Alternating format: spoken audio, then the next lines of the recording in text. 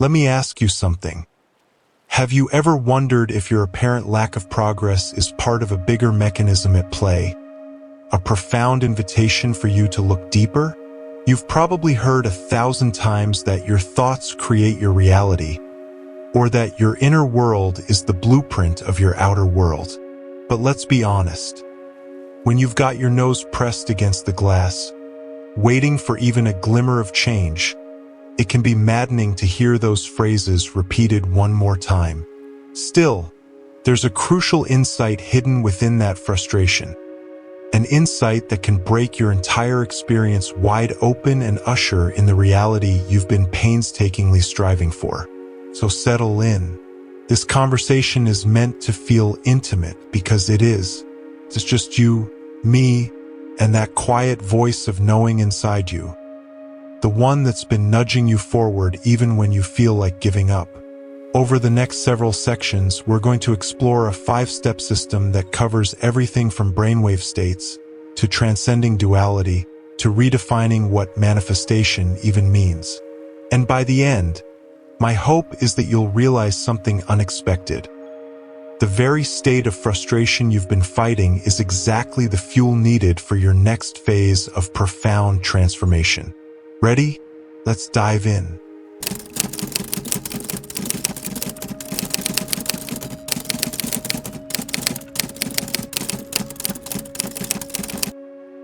What if I told you that the reason all your visualizing, affirming, and scripting seems stuck on repeat is that you're playing the right notes in the wrong key? We often assume that simply performing spiritual practices, like a daily meditation or saying our affirmations out loud, guarantees results. Yet, if the state of consciousness from which we're acting is misaligned, it's a bit like trying to broadcast on one radio frequency while the receiver is set to another. Consider this: when you're in an ordinary, bustling state of mind, often called beta in brainwave terminology, you're effectively out of sync with the channel where true manifestation begins. Why? Because beta waves, which correlate with heightened alertness and sometimes stress, move too quickly. Have you ever tried to jump onto a fast-moving train?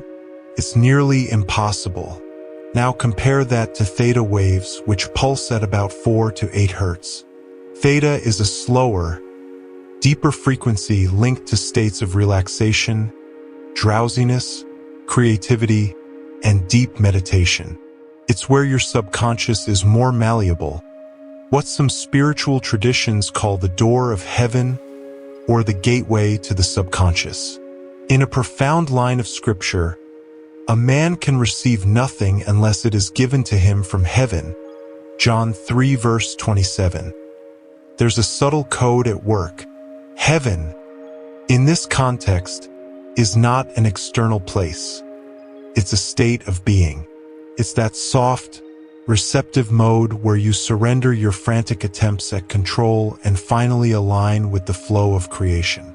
The universe, you might say, is always poised to respond, but it can only deliver its gifts into the arms of a receiver who's calm and open.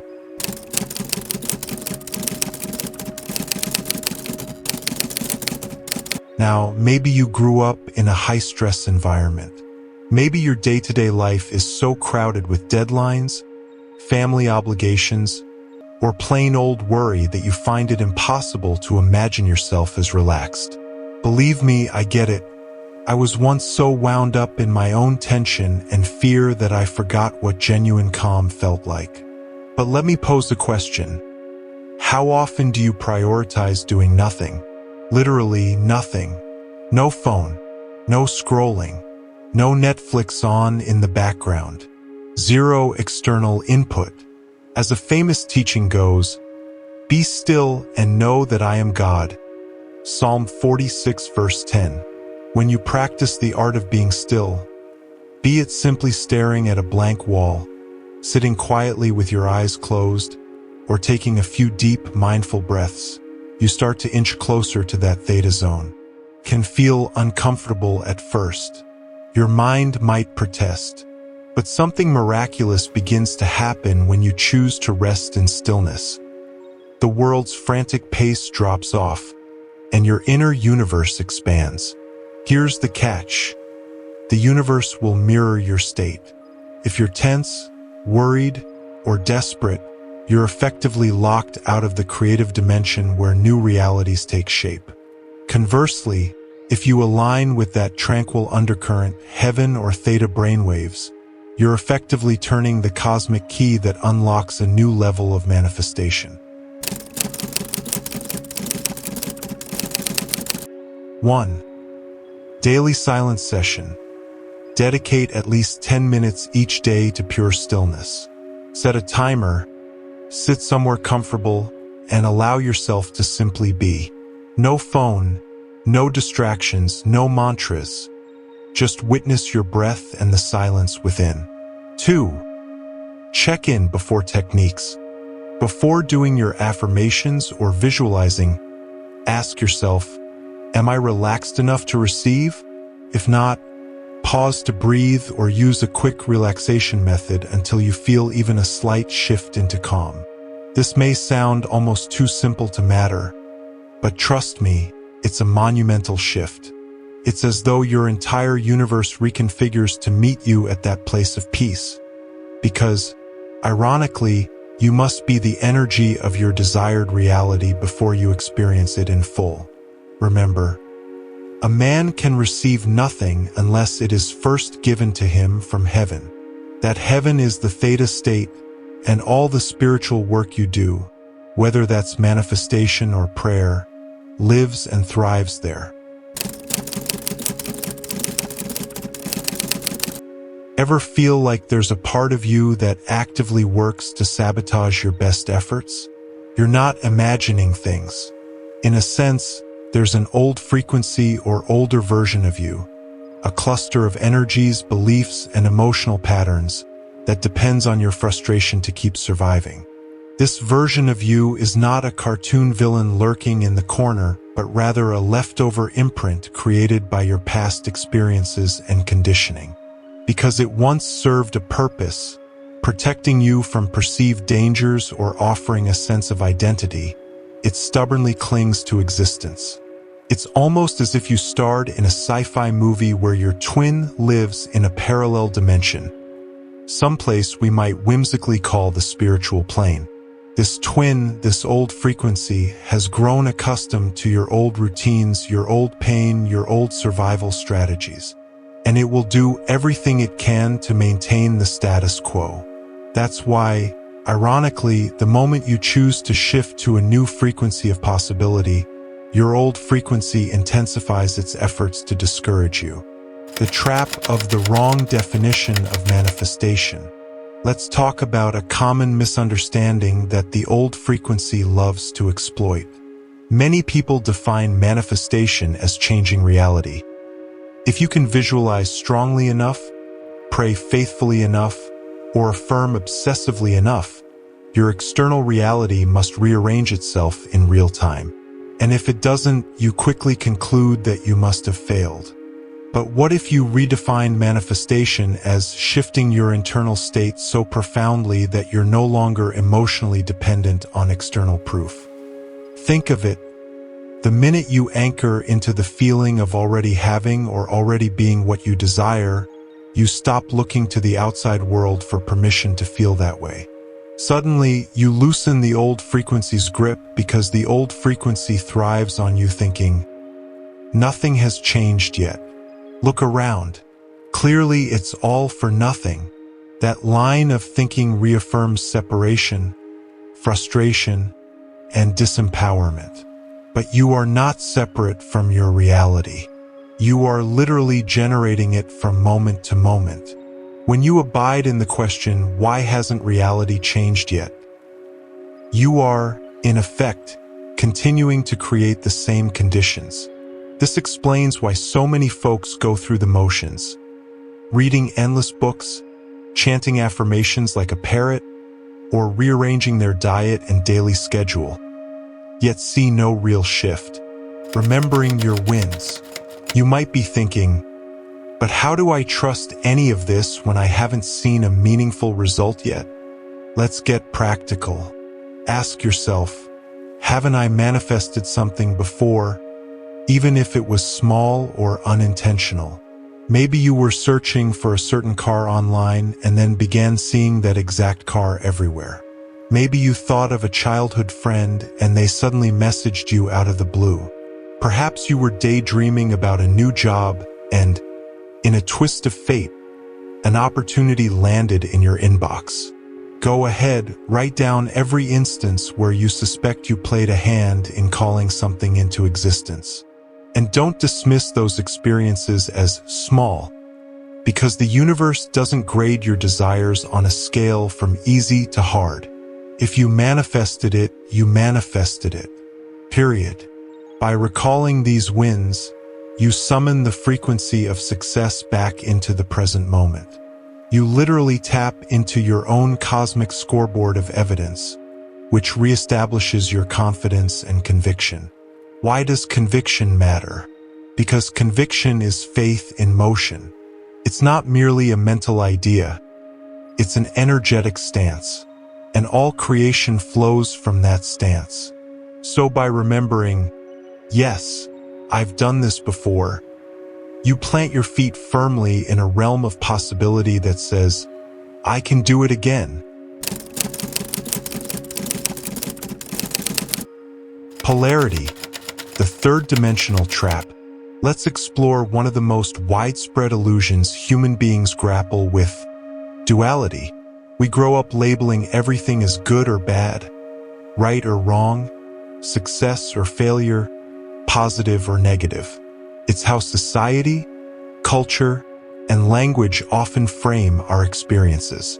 But have you ever paused to wonder if this relentless labeling is at the heart of why your manifestation efforts feel like a roller coaster? In quantum physics, there's the concept of entanglement, where two particles can be light years apart yet remain connected. What happens to one particle instantly affects the other, transcending the usual bounds of space and time. This phenomenon hints at a deeper truth. The universe, beyond the surface appearance, is one vast, unified field of consciousness. When we talk about my reality and your reality, that distinction is real on the third-dimensional plane. But at a more fundamental level, everything is intimately interconnected. What does this have to do with the meltdown you had last week when your affirmations seemed to fall flat? The meltdown occurs because your mind has decided, this is going wrong, as though your manifestation efforts are on a scoreboard that reads, fail. By pinning the label wrong to your experience, you lock yourself into a polarization that literally keeps you from stepping back and seeing the bigger picture. Letting go of wrong and right. Spiritual masters across time have taught that life has no meaning, not to say that it's worthless, but that it's inherently neutral. Imagine for a moment that you had no preconceived labels. Could you still call any event right or wrong? Or would it simply be? The universe itself, like the law of gravity, doesn't moralize your experiences. Gravity doesn't pick favorites, and fire doesn't burn only bad people. This impersonal quality is actually liberating once you truly grasp it. Why? Because you realize you're the one adding emotional weight to events, thus generating the frequency that shapes how those events recur. When you declare that the universe is working against you, you ignite the old frequency's best friend, duality. You anchor the notion that there is a cosmic force out there punishing you, or at least ignoring you. But from the universe's vantage point, no such separation exists. It sees only unlimited potentials, waiting for your consciousness to collapse one of them into form, living beyond the good or bad story. So, the next time you catch yourself muttering, things are going so wrong, notice that you're dancing with duality. You are affirming that there is a path called wrong, and somewhere else a path called right. But ironically, by doing so, you maintain the illusion that keeps you from your vision.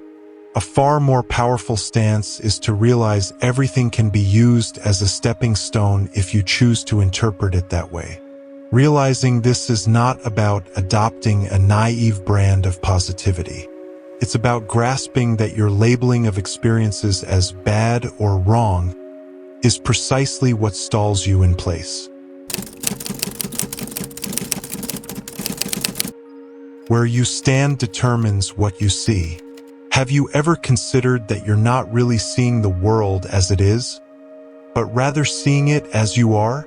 Perhaps that sounds cliché, yet it's one of those truths so fundamental we often miss it entirely.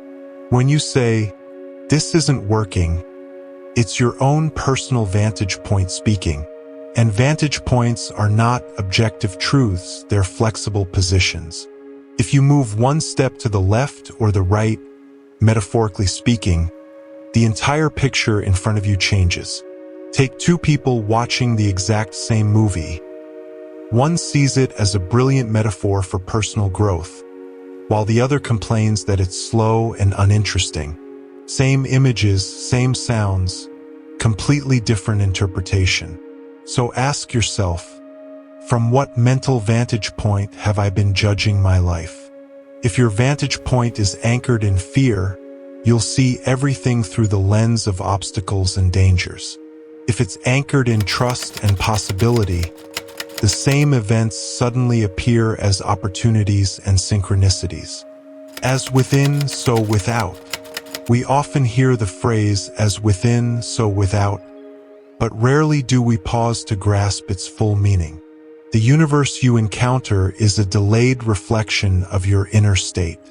You might broadcast a signal today, be it frustration or faith, and only recognize its reflection in a week, a month, or a year. This time lag can trick you into thinking your manifestations aren't working. In truth, every thought, every emotion, every belief is shaping the matrix of your experience. Because creation is continuous, the universe does not drop your requests when you become impatient. It merely awaits your unwavering stance. Here's a vital reminder. The only truths that exist are those your subconscious has accepted. If you decide, with unshakable conviction, that you are worthy of a thriving career, guess what? The pieces begin rearranging themselves. But if, deep inside, you cling to the idea that this just isn't working, that story becomes the dominant signal the universe receives. Choose your story consciously, so the next time you sense yourself sliding into that old refrain, "I'm doing everything right, but reality still refuses to budge," press pause. Are you sure it's not your own vantage point that's generating the illusion of failure? If you can muster the courage to see yourself as an alchemist capable of choosing an empowering interpretation, then you step into the role of conscious creator. And once you're a conscious creator, you realize you're free to project a story of success onto any situation, even the ones that appear outwardly bleak. Reacting versus responding. Picture the difference between a leaf tossed about by turbulent winds and a bird that uses the wind currents to its advantage. The leaf is reacting. The bird is responding. Humans often default to react mode. When an unexpected bill arrives, we panic. When a relationship hits a rough patch, we sink into fear. When our best-laid plans get derailed, we assume it's all going wrong. But what if you could stop mid-reaction and instead respond by asking a single transformative question? How would the highest version of myself, already living in my desired reality, interpret this moment? Because that version of you does exist, encoded within the quantum field, waiting for you to tune in. Your old frequency begs you to lose your composure, to feed the same emotional cycles it relies on to survive. Yet responding is the act of bypassing that trap, drawing upon your chosen identity rather than your conditioned identity. The power of internal to external. When you react, you let the external world dictate your internal state. You hand over your creative power. Responding flips the script. You go inward first, realign with the emotion or perspective that matches your desired reality. Then bring that to the external situation. It might not magically erase the bill, fix the relationship, or solve the immediate circumstance, but it does alter the energy you're radiating. And as you keep responding in alignment with your desired state, the outside world eventually softens, shifts, and reforms to match. Practical method for responding. 1. Pause and breathe. When something triggers you, a rude email, a disappointing phone call, or a financial setback, literally stop for a few seconds. Inhale deeply, exhale slowly, and become aware of the tension in your body. 2. Ask the key question: what would the version of me who already has what I desire do in this moment? Or, how would my future self interpret this situation? 3. Feel, then act. Take a moment to let the feeling of that future self wash over you. Maybe that self is peaceful, confident, or amused by the situation. Let that new emotional tone guide your next steps, whether it's writing a reply or deciding to do something entirely different. The subtle difference between reacting and responding might seem small, but it's massive. Reacting cements you into old patterns. Responding cracks open new possibilities. Repetition for reinforcement. Before we conclude, let's tie these 5 steps back together, because repetition is how profound ideas sink into the subconscious. This path may sound layered, but it's actually cyclical and interconnected. 1. Relax into the theta heaven state. Your first priority is to get calm enough for a new reality to show up. If your mind is racing in beta, you're like a phone on airplane mode. You can do all the rituals you want, but your signal won't send. 2. Expose the old frequency. Realize there's an outdated part of you that finds security in the status quo, no matter how unfulfilling. Once you spot it, you can say, "Ah, you again," instead of letting it run the show. 3. Redefine manifestation. Stop hinging your peace of mind on external shifts. True manifestation is a deep, internal transformation in which you no longer need the outside to validate how you feel. 3. Transcend duality. Nothing is truly going wrong. You're simply labeling conditions through the lens of your old programming. When you see beyond labels, you see beyond limitations. 5. Respond. Don't react. A single question: how would my desired self approach this? Can pivot you from frustrated victim to empowered creator. Emotional appeal. Your power is already within. If you're ready, truly ready, to break free from the patterns that have held you back, this is your turning point. And I don't say that lightly or just to sound dramatic. I say it because I've lived the other way. I've tried to muscle reality around while ignoring my internal state. I know what it's like to read countless books, absorb every guru's advice, and still feel that aching gap between my desires and my actual life. But once I understood that I had to be the change I wanted to see, that the destination was actually the starting point, everything shifted. Are you willing to let your old frequency starve by refusing to feed it your frustration? Are you open to the reality that you've manifested things before, even if you once labeled them as small? And are you prepared to accept that the universe, much like quantum physics itself, sees no difference between big or small, right or wrong, positive or negative? It only sees frequency. And your job, my friend, is to select the one that elevates you. In quantum terms, your consciousness is the observer collapsing potential waves of possibility into tangible outcomes. Each time you say, it's not working, you collapse the wave function into a reality in which it doesn't work. Each time you say, "Everything is unfolding for me beautifully," you collapse it into a reality that moves you in that direction. This is why your consistent vantage point is so crucial. Take a moment. Really let this sink in.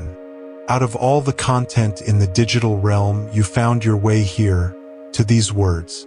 Is that a coincidence? Or is it another sign that you've been orchestrating your own next-level breakthrough all along? When you realize that the life you've been chasing is, in fact, chasing you, awaiting your invitation, the only real question becomes, will you keep sending the invitation in the old frequency's handwriting? Or will you finally sign it as your highest self?